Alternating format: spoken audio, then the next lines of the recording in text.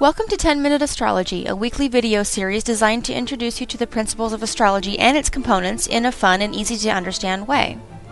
I'm Amy Herring. I'm a professional astrologer in Seattle. You can find me on the web at www.heavenlytruth.com. If you'd like to schedule a reading or find out about personal one-on-one tutoring sessions, you can do so at my website. During this series, we will be discussing natal astrology only, which is a branch of astrology that focuses on the life of an individual. The principles in this series will be introduced from the perspective of evolutionary astrology, which is a tradition that focuses on your spiritual growth and development, past life karmic issues, and present life purpose, as well as the personal tools you've come here to develop to help you live a fulfilling life. Each episode is only 10 minutes long, and a new episode will be available each week on my website. So please enjoy this week's episode. Welcome to 10-Minute Astrology. This is episode 5. Since episode 4, we've been focusing on each planet one by one. In this episode, we'll focus solely on the astrological meaning of the moon, including examples in signs and houses to illustrate. Recall that each planet and sign have a symbol that represents them called a glyph. The moon's glyph is pretty easy to recognize. The glyphs are useful to know to help you identify the location of each planet, in this case the moon, quickly in a chart. As a review, let's look at the glyphs we've learned so far. So far it's simply been the sun, and here's the glyph for the sun. Primarily, the moon is the astrological symbol for our feelings and our instinctual emotional reactions. How it's placed in a natal chart can tell us what things make us feel happy or sad, what hurts us, and what we need to feel nurtured, safe, and taken care of. It can tell us about some of our baseline needs in love to establish a sense of trust and family with someone. The moon can give us clues about what our home life was like as a child and what our home life needs to be in the home we create as an adult, that can nourish and protect us, a home that can make us feel like we can call it home, and not just the place we put our stuff and go to sleep at night. A word to sum it all up might be our heart. Astrologer Noel Tyl has been referenced repeatedly in books in his creation of the phrase reigning emotional need when referring to the moon, and it's certainly a concise description.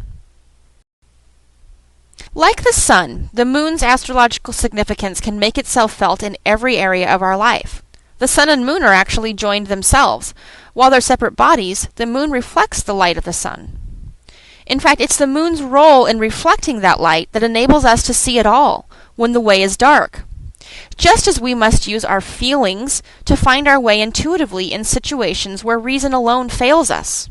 So our emotional responses, whether it's our emotional response to a situation or just an intuition or a hunch, are governed by the moon. The moon also represents our private self. If we could imagine ourselves as a house, with the various astrological parts of us being represented by all the rooms typically found in a house, our moon might be our bedroom or even our bedroom closet. No matter how outgoing we consider ourselves to be, our moon represents the innermost part of us. So it's inherently a vulnerable spot of which we are protective. We could even call it our inner child in that sense. We only tend to reveal this part of ourselves to the people we trust, just like we might not bring everybody we know into our bedroom, regardless of the intent. Even when we say that someone wears their heart on their sleeve, the moon is more than just demonstrations of emotion. It represents our most inner self, and everyone has some way they protect their inner selves, even if they seem to be very outgoing or revealing. When we're truly seeing someone on this deeper level, it's not just that they're telling us their secrets, but that we see their vulnerability, whether it's through them revealing something private or feeling comfortable enough to cry in front of us, or even sharing a personal creation or a controversial opinion with us. Therefore, the moon is always the part of us that's a little bit shy, not necessarily out of lack of confidence, but it reveals itself only upon the condition of some sort of trust, implied or expected, between people. So the moon's role in love is also very significant. Astrologically speaking, most people think of Venus and perhaps Mars when they think about relationships. Venus deals with relationship, which certainly includes love relationships, but Venus's goal is to relate. It represents how we get along with each other. Mars deals in part with sexuality, another thing that can come into play with love relationships. But the moon's role in love can be argued to be the most important, for the moon represents what we need to feel taken care of, loved, nurtured, and safe, as well as the way we instinctively nurture others that we care for.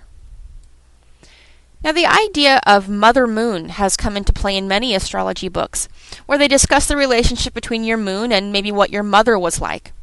In modern times, of course, the role of mother and what mothering represents has been expanded a little bit, so we can even think of it in terms of primary nurturer. Essentially, Moon as mother is a popular astrological theory, but what often fails to be communicated is a slight but profound distinction, which is, since we are looking at your moon and your chart, it's important to remember that the clues your moon may give you about your mother or your primary nurturer and the relationship between you, it's going to be from your perspective, not necessarily an accurate personality description of your mother as a person, but how you received nurture or didn't, the ways that you felt cared for or didn't. So the moon, again, always goes back to us and our personal needs. Whether or not our mother did or didn't do something, it's more about how we receive love and trust and open in love and trust to another. Now, to take this idea even further, it's been a common observation, at least in recent history, that people don't necessarily show or receive love in exactly the same way as each other. We each have a sort of filter, a particular way we want to have love expressed to us, and a way that we recognize it and give it ourselves. The moon's sign and house can give clues as to how we receive and need to receive love, as well as the ways we're going to want to do that and nurture others. Let's have an example. So, someone with the moon in Gemini, for instance, may find that they feel happiest when they are learning, exploring. They'll have a naturally curious and playful heart because Gemini is about seeing the wonder of the world. They're a natural discoverer.